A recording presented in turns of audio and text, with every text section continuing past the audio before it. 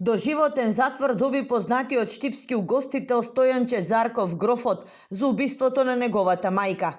Тој лани во август со нож ја уби во семејната куќа во Штип. При читањето на денешната пресуда, судијата Сашко Ѓоргиев рече дека станува збор за најтешко кривично дело убиство, при што судот ја изрекол најстрогата казна, водејќи се од тежината на делото. Станува збор за најтешко кривично дело убиство.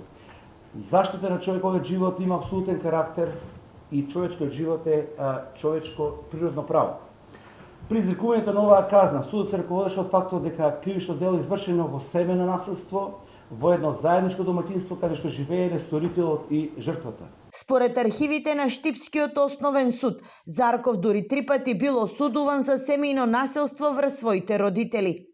Симптоматично за овој суд, овој совет е тоа што со овие пресуди, во 2 пресуди од претходно, исто така Стојанче се заканува со нож со сечиво од 15 сантима кон неговите родители.